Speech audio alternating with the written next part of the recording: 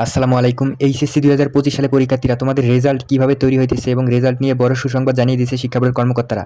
এবং এবছরে তোমাদের কিভাবে রেজাল্টটা তৈরি হবে সম্পূর্ণভাবে আমি তোমাদের এই ভিডিওতে দেখাই দিতেছি। এখানে তোমাদের দেখো, প্রথমেই হচ্ছে তোমাদের লিখিত খাতাগুলো শিক্ষকেরা কিন্তু কাটতিছে বর্তমানে, এবং তোমাদের এমসিকিউটা শিক্ষা বোর্ডে কিন্তু কাটা হয়েছে। মানে তোমরা যে এমসিকিউ পরীক্ষাটা দিয়েছো, এটা কিন্তু শিক্ষা বোর্ডের কর্মকর্তারা কিন্তু অলরেডি কেটে তারা রেখে দিয়েছে, কম্পিউটারে তারা সেভ করে রেখে দিয়েছে তোমাদের এমসিকিউ রেজাল্টটা।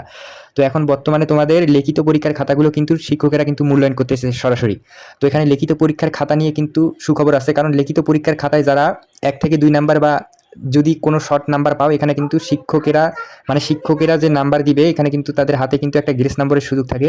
তো এখানে তোমরা কিন্তু পাবে এটা। এখানে প্রত্যেকটা বছরেই কিন্তু তোমাদের এই সুযোগ, যে একটা নাম্বার দেওয়ার সুযোগ, এইটা কিন্তু তারা দেয়। এটা হচ্ছে গ্রেস নম্বর। তো এটা তোমরা যারা হচ্ছে খাতায় কিছু লিখে আসবা, সেক্ষেত্রে কিন্তু এটা প্রযোজ্য হবে। যদি তুমি খাতায় কিছু লিখে আসো, সেক্ষেত্রে শিক্ষকেরা সেখানে একটা নম্বর দিবে, এটাকেই বলে গ্রেস নম্বর। খাতায় কিছু না লিখলে কিন্তু কোনো নাম্বার তোমরা এখানে পাবে। এখন অনেকেই কমেন্ট করবা যে ভাইয়া এবছরে তো গ্রেস নম্বরের সুযোগ নাই, তো কিভাবে দিবে? তো এটা দেখো, গ্রেস নম্বর কিভাবে দেয় শিক্ষকেরা। দেখো, শিক্ষকেরা যদি দেখে কোনো একটা শিক্ষার্থী কিছু লিখে আসছে পরীক্ষার খাতায়, সেক্ষেত্রে শিক্ষকেরা সরাসরি শিক্ষার্থীরা যদি ফেল করার মানে 1-2 নম্বরের জন্য যদি ফেল করে, সেক্ষেত্রে যদি শিক্ষকেরা সেই লেখাটা দেখে, সেক্ষেত্রে সেই লেখাটার ভিত্তিতে একটা কিন্তু নম্বর দেওয়া হয়। এই নম্বরটার নাম হচ্ছে গ্রেস নম্বর, তোমরা এটা কিন্তু পাবে। আর যারা খাতায় একদম ফাঁকা রেখে আসবে, তাদেরকে কিন্তু এই নম্বরটা দেওয়া হবে না। তো এটা একটা কিন্তু সুসংবাদ। তো যারা হচ্ছে খাতায় কিছু লিখে ভরে দিয়ে আসছে, ইনশাল্লাহ তোমরা এখানে লিখিত পরীক্ষার খাতায় পাস করবে। এবং এমসিকিউটা সরাসরি ওএমআর মেশিনে কাটা হয়, তো এটা সরাসরি বলা যাচ্ছে না এবছরে দিবে নাকি। তো এটা আমরা যখন সঠিক তথ্য পাবো, সেক্ষেত্রে তোমাদের জানাই দেওয়ার চেষ্টা করব।